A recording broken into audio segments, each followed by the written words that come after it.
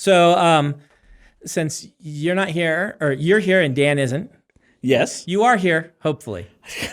I'm going to look around, Hi, make Brian. sure. By the way, this is Brian McClellan. His books are back there. You should read them. Brian's one of my college friends because Dan is like third week in a row. It's a very long trip of his. Oh, shit.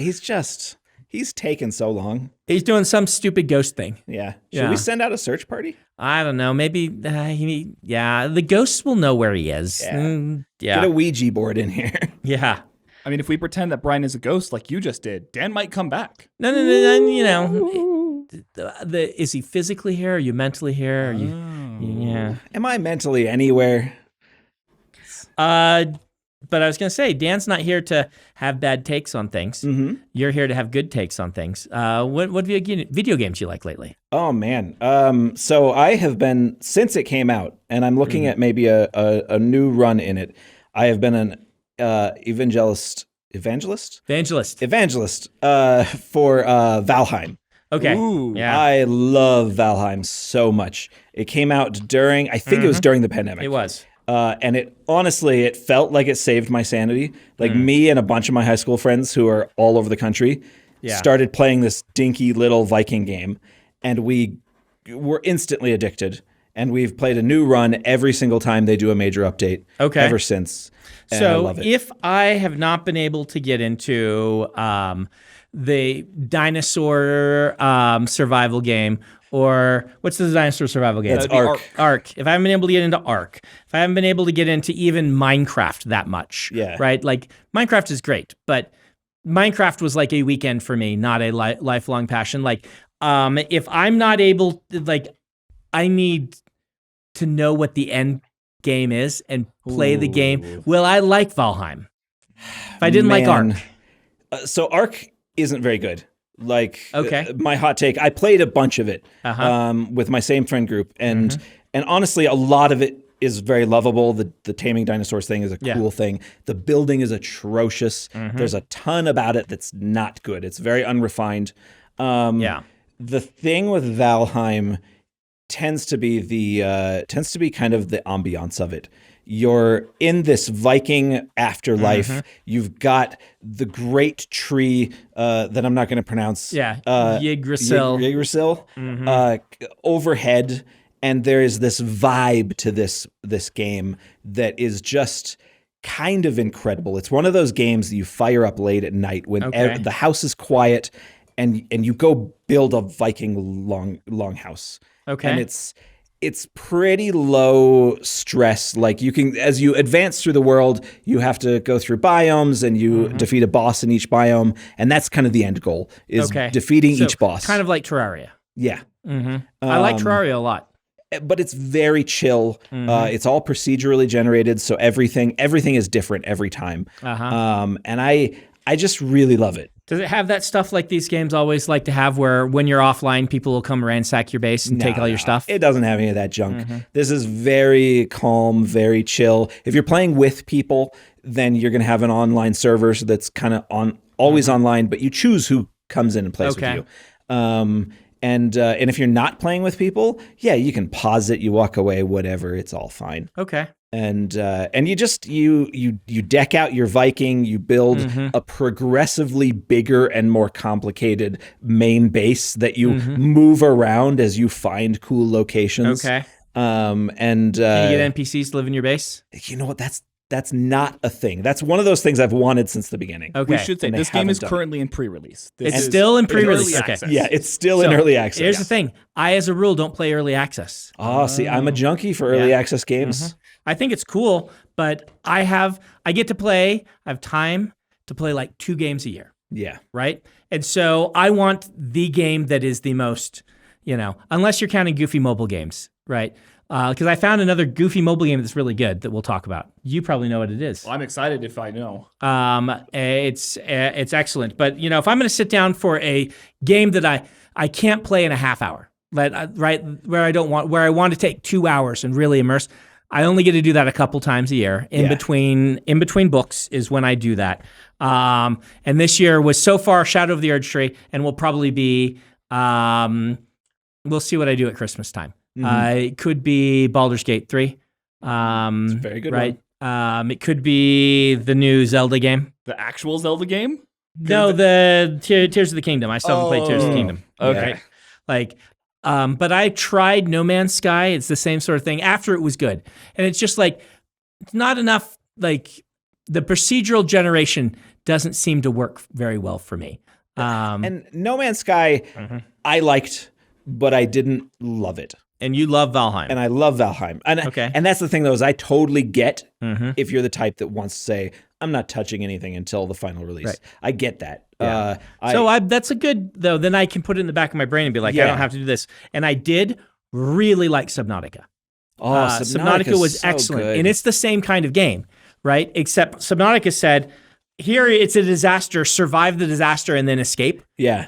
And we've got just enough story to give you that. That's what I wish Ark was. When I sat down to play Ark, I'm like, oh, it's going to be like, Subnautica, but with dinosaurs. And now it's just like, they throw you in the deep end and never give you a ladder. Right. And well, it's not even like I could figure out how the things work, but it's like, why? Yeah. What's my goal? What's my point? And like the added story of you've crash landed on this place, you must survive and then get off. That just gave me a story. That's what I wanted from a game like this. And so Subnautica is that same style of game, and it's top tier for me. One of my favorite games. Well, and for Valheim, it does have a central thesis. Not a very strong one, but it is, you are a warrior that has died. Yeah. Odin needs you to destroy these bosses. Right. And so you're exploring this world.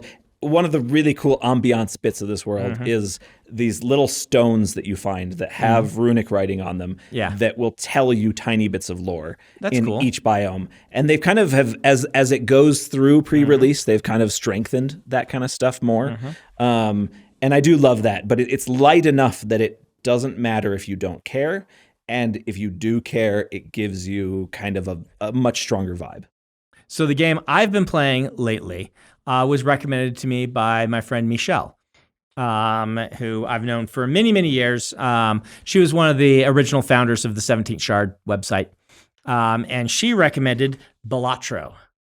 I don't think I've heard of that. Balatro is great. It just came to mobile, which is why I like. And Balatro is a poker hand roguelike. Oh, Slay the Spire with a poker deck. Okay. So the basic premise is you have a boss. They call him a blind. There's an enemy. It has this much health, and you can look and see what the health is going to be coming up. It's all standardized. The first one has 300. The second one has like 450. The third one has like 600. Right. Yeah. And that's like a level is that, and you have a poker deck. And if you can make a viable poker hand, the face value of the card gives you points. So, for instance, a king gives you 10. Yeah. Right? That's 10 damage, right? So if you make a full house out of 2 kings and 3 jacks, then that's 50 damage against your enemy that has 300 health, right? And then it's a roguelike, so you make these hands and you actually draw, I think, a hand of 7 or 8. So you have enough that you can actually make the hands regularly. Then you beat the boss, you get money, and you go to a shop. And the shop is you can buy jokers, which hang up in the top and just change, like one of the jokers might say, all diamonds count as hearts as well, and all clubs count as spades. So if you want to be making flushes, it suddenly gets really easy. And you can buy this joker for, $9, and then you can then level up certain hands by spending things on them. So if you make a full house, it'll double your points or triple your points or quadruple. And it's that very simple thing with a little bit of deck sculpting. Mm-hmm. You can buy new cards to put it in. So it's like, oh, I just got this one that enhances all aces, and I just bought a new ace, and now I've got 2 ace of spades. So my statistic chance of drawing aces. And so really simple in premise and really fantastic in execution. Like many people could have made a bad game using that same premise, and the developer made an excellent game. So, and it's on mobile and it's a real game. You have to spend $10 for it rather than, but it's not one of these microtransaction messes. I always like to advocate for the people. It's on Steam. It started as a Steam game, but they did the port is fantastic. I've never played the Steam version. Yeah. It's on your phone. You can play for 10 minutes and get part of the way through a run, and then put it away, and lots of good challenges and things like that, and lots of really wacky builds you can build. If you've ever wanted to play 5 ace of spades as your poker hand regularly, you can do it, and yeah. I've never been big on mobile games. Like I think there's something in my brain that associates them with the kind of that kind of nickel and diming kind of thing. Yep. And I just it's just never. I guess I'm at my computer all the time. Yeah. Maybe I should be getting away from my computer more, but it's so easy to say, I finished the scene, or I'm struggling with a scene and I need to percolate a little bit. I'm going to fire something up on Steam. Yeah. Well, Balattro's on Steam. So do you like roguelites? I've never gotten into... No, that's not true. I have gotten into a couple of roguelites, but not like as a genre, it's not the first thing I go to. Which ones have you played? Oh gosh, now I'm going to wonder if it even qualifies as a roguelite. It's the, oh gosh, what's it called? Oh, it's a spaceship game. Yeah. The FTL. Yes, FTL. FTL is one of the classic roguelites. Okay, yeah, I loved FTL. FTL is amazing. So cool. Highly recommended. Another one of these just like simple concept executed really well, and legitimately hard, right? Like, FTL's difficulty. But like my favorite roguelites, Balattro's the same way. Once you figure out how to play, you get better and better. Yeah. And that's really cool. I got to the point where I could just beat FTL 9 out of 10 times. When I started. You might not get through 2 systems. Yeah. And so that's what I love about those is I like figuring out how a game works. So FTL is very high on my list. Hades is, of course, the other really fantastic roguelite. Have you ever played Hades? I fired it up once and didn't get very far. It didn't vibe for me at the moment. It's one of those games that's on my list of saying, go back to this someday. It just kind of depends on, like, all the roguelites are going to depend on, do you like the gameplay style, right? If you do, then great. If you don't, then, hey, there's lots of great games out there. Go play those. Right. It's never offensive to not, like, this is something that's wrong with the internet, is people get offended if you don't like the thing they like. But yeah. The other mobile game I evangelize for all the time is Ticket to Earth. It's really great, and that one's only mobile. Do you like? It's like a match 3 type game, but it's not. How can I explain this? I'm sorry to those who've already heard me explain this. So imagine you've got a chessboard, right? A game board, and you've got figures on it. So it's kind of like a Final Fantasy Tactics or original Fallout games, right? Where you've got people on a board, but it's got a grid system. Yeah. You draw a line between that person, and that grid is all different colors of blocks. If you can follow the same color of blocks and draw a line between them and an enemy, every block they cover will improve their attack, and then they'll hit the enemy that you move them next to. So it's a combination of one of those like matching games, except it's like get as many of as you can, and a tactics game where you move pieces on a board. Yeah. And each of those things you go across also gives you powers that you can then spend. It's really an innovative design. It's like nothing I've ever played before. It's touch interface, so it works so well on a phone. It's like designed for phones. This game should have sold millions of copies, and I think it's only sold like on Android. It says like 10,000 or something like that. So I advocate due to for you it. talking about it. Yeah, I'm sure I'm not the only one, because it's like a real game. Yeah. We get so few real games for mobile that. One we haven't ever talked about that I'm surprised. Have you ever played Monument Valley? I have played Monument Valley. It's really great. It's really good. $4. Really good, actual good phone game. Actual fantastic game. And it's like at this point a grandfather of real games on mobile.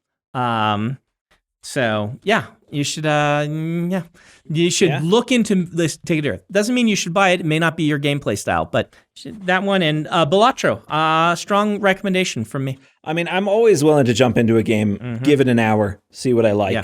Do you play poker? Do you know like poker hands and things like that? I vaguely know poker. Yeah. I don't play, but I know it enough. It's basically more like Yahtzee than it is like poker, right? Yeah. Because you're not betting. You're not playing the mind games of poker. You're just trying to build the hands. So you look at this hand of cards and you're like, can I make a flush out of this? And it has at the side just a list of what they all are. So if you don't know, you can just go look. Yeah. But they're pretty obvious. 2 of a kind, 3 of a kind. You learn the hands and then you try to, Really a clever concept. Thumbs up to that developer. Smart idea, executed well. That sounds really cool. I've done the only times I've gotten into mobile games are tower defense. Okay. So which ones? Oh gosh, there's like a series that's kind Kingdom of Rush? Kingdom Rush. Kingdom Rush. Yeah, Kingdom Rush. That's it. Yes, love Kingdom Rush. And I remember playing them and immediately going and finding them on Steam. Because I'm like, I don't like sitting on my phone doing this. Yeah. I want to play with a keyboard and a mouse. But I kind of adore tower defense games. They're kind of like they're just like a small genre that has been around forever. Yeah. And when one is made well, it's always really fun. They are a lot of fun. I wish, do you have any recommendations other than kind of like the top tier ones everyone knows? I mean, Plants vs. Zombies 1, just so much fun. Yeah. I wish I could have a gaming experience like that again. And rarely have I had. Well, actually, that's a great thing that I'm curious about is I have found as I get older that the wonder has gone out of games for the most part for me. I will find games that I really appreciate and that I really like and that I'll put lots of hours into. But that wonder when you're a little kid, even when you're a teenager, and you find a new game and something about it clicks for you and you think about it constantly, you dream about it, you doodle through school thinking about this game, just playing the next time. Like there is a wonder in gaming that I kind of wish I could still get. And honestly, Valheim is the closest I've gotten as an adult. Okay. I bet I get that more often than you because I don't get to play games as much. That makes total sense. Right? Like when I played Hades, I'm like, I'm there. Right. This is like discovering Zelda for the first time. Yeah.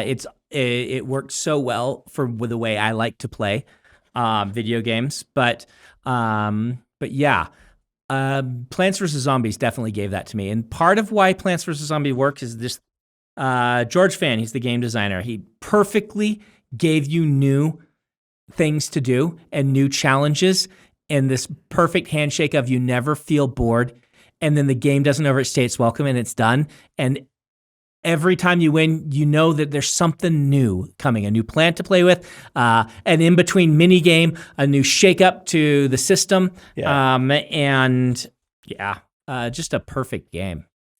So for me, it was the strategy games that time has now forgotten. Warcraft, Orcus and Humans. Yeah. Warcraft 2. Yep. And Dune 2. And kind of like the original Command & Conquers, which were the same engine as Dune 2, I think. Westwood Studio, kind of like those early strategy games. Those gave me some of my... It's funny because as a writer, you're supposed to say books gave you that early kind of joy of that kind of thing. But really, it was those strategy games. Interesting. I played through most of those. I've never gotten to StarCraft 2. Really? Yep. I liked it. I played it once. It's the same with me. I play through the campaigns of these. Same. I got a gasp over here. I don't have time to play games very much. Don't. There's lots of great ones I haven't been able to get to. But StarCraft, I really like StarCraft, but I don't play multiplayer on any of them. Well, you played the campaigns of StarCraft 2. That's good enough. The real reason is, Donald, that I couldn't remember my BattleNet ID, and I was too lazy to make a new one. And so I picked a different game each time. I'm like, oh, StarCraft 2. Oh, yeah, it's not on Steam. All right, BattleNet. Do I want to download? Where's my... And then I just picked something else. Yeah. Yep. Is it still only on BattleNet? It is still only on BattleNet. Yeah. Blizzard being Blizzard. Yep. I mean, I can't blame them. No. Right? I'm the guy who decided to release my books myself from my own warehouse. But you still can't also get my books in the bookstores. So, Yeah. I mean, Epic did the same thing. Epic. Yeah, but what Epic is trying to do is build a legitimate competitor to Steam. Yeah. Which, as monopolies go, Steam's not on the hit list, right? Yeah. Steam's like, we have managed to remain the good guys despite it all somehow. It's quite a benign monopoly. Yes. Yeah. But being under the thumb of other monopolies like Amazon and things is makes me scared. Yeah. For video games. If Gabe Newell ever retires and the vultures get a hold of Steam, it would be so nice if the Epic Game Store were a vibrant and viable alternative to keep Steam honest. Yeah. Hasn't happened yet. Steam is still great. So Steam is still great. I love Steam. No, if anything, it's what we were talking about, mobile gaming. Mobile gaming is where the massive, scary monopolies exist because when your sole company controls what goes onto that store. Yep. Yeah. That was the fight that the good fight that Tim Sweeney fought. Yep. Which I think a lot of people on the internet do not understand how important a fight that was and how awful it is that fight did not go 100. It went partially his way. Partially. But man, the control that Google and Apple wield over their, I don't understand this. Why has Microsoft not just said, I know how to break this monopoly. From now on, anything that anyone buys on a Windows machine, we get 30% of. Yeah. They do that, and then suddenly, if you buy it on, in Windows, suddenly the laws will change, and Google and Apple won't be able to do what they're doing anymore, right? Because Microsoft will be like, we're the same thing. Why can't we do it? Anything you want to buy, you're not allowed to buy anything on a Windows machine unless you pay us. Well, and with those big things like that, it's always going to have to be another juggernaut that does something about it. Yeah. And a lot of those juggernauts are very happy to not do anything. Yeah. But if I were in charge of Microsoft, that's what I would do. Not to actually make the money, but to point out the hypocrisy in the system where Apple and Google are allowed to do it, but Microsoft isn't. Yeah, see, I think... And I do understand it's different. I understand some of the nuances. If you buy in the Microsoft store, that is exactly like Google and Apple. I understand. But the problem is, on a PC, you can choose to not buy on the Microsoft store if you find a better price somewhere else. On Apple, you can't. Yeah. I think the problem there is that CEOs love being hypocrites. Yes. So there's a struggle there.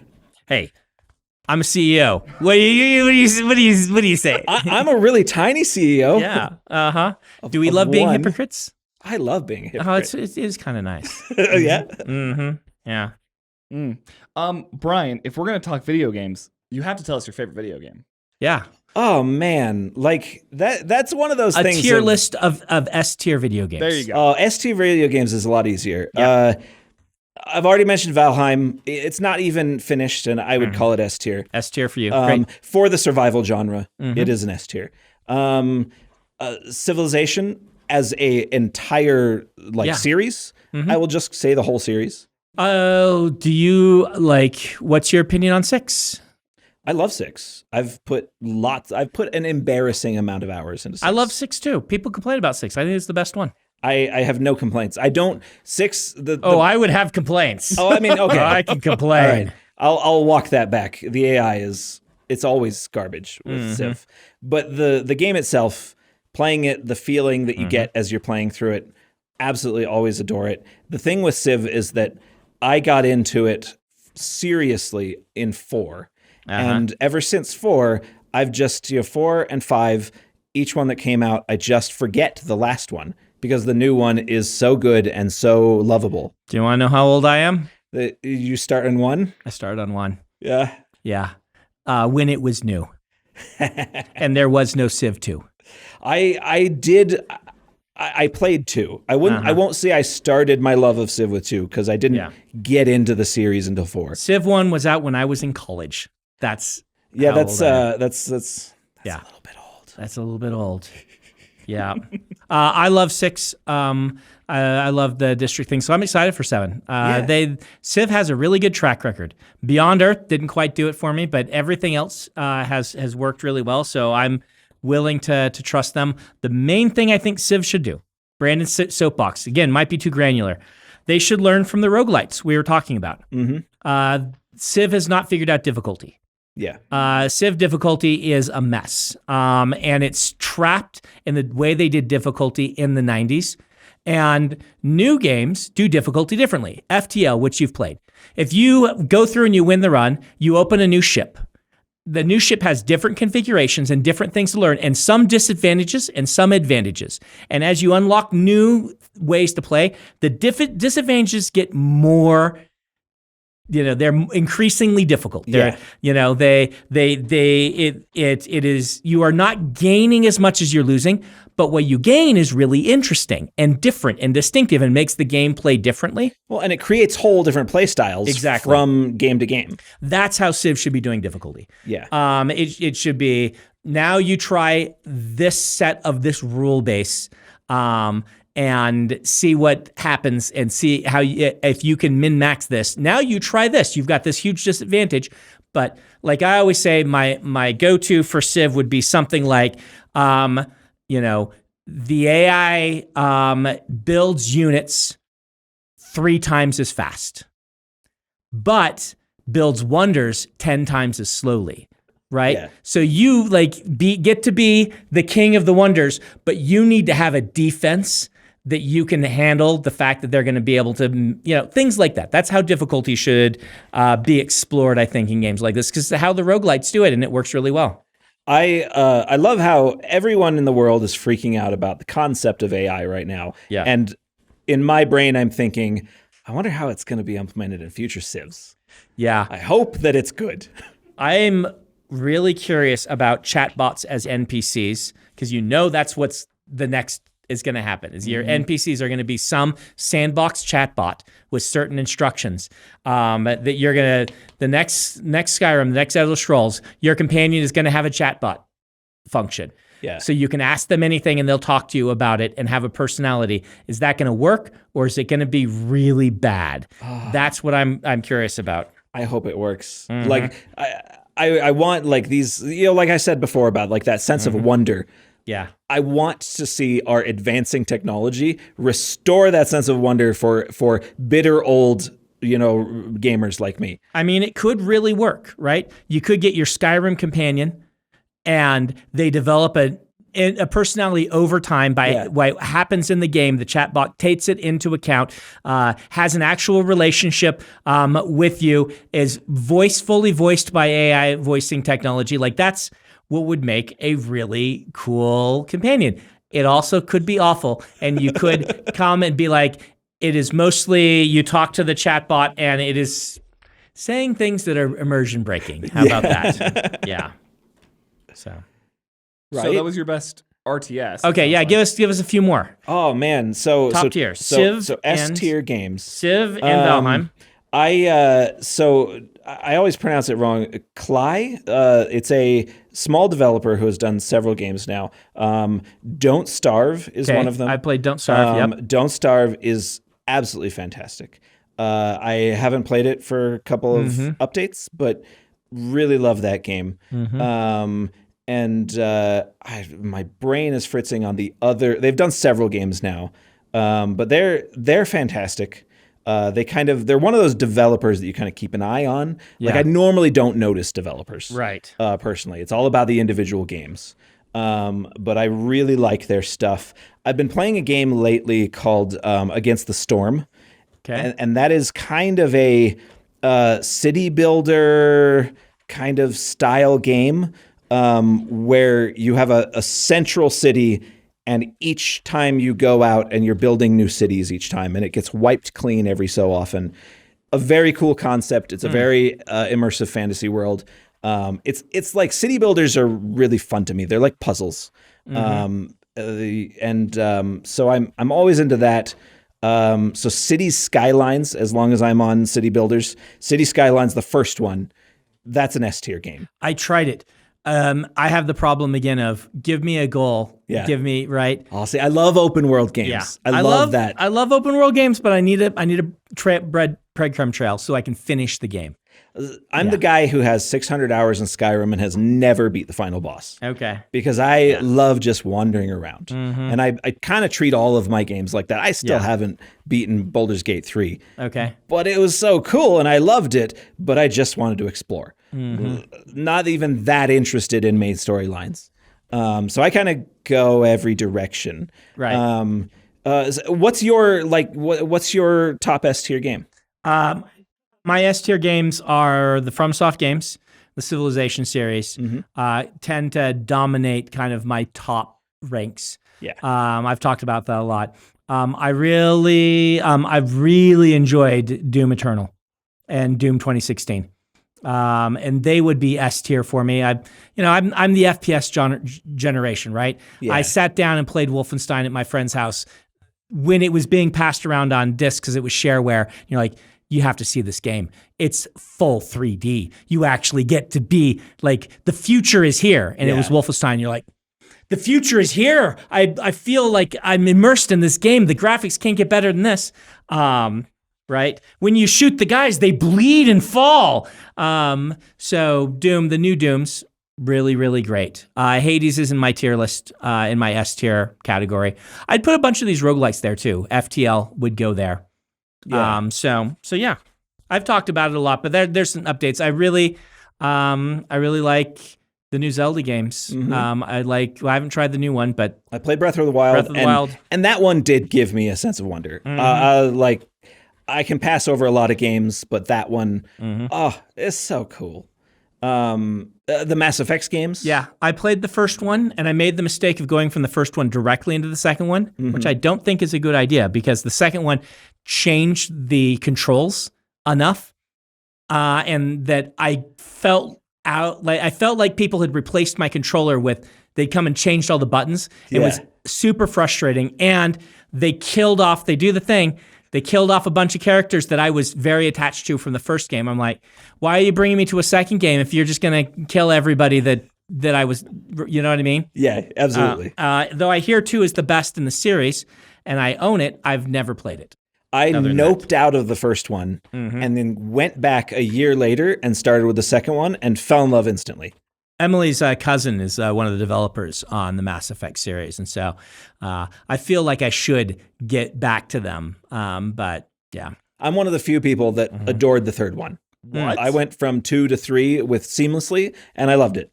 And don't give me any spoilers because Donald's angry at me. Reminded me I need to go play 2 because I think they have a remaster. They do. So, all right, well. Thanks, Brian. Thanks for coming 3 weeks in a row. Wow, making the arduous trip all the way here. 3 weeks in a row wearing the same clothes so we wouldn't have continuity problems. Maybe Dan will get back from being haunted. He might. How's that, Ben?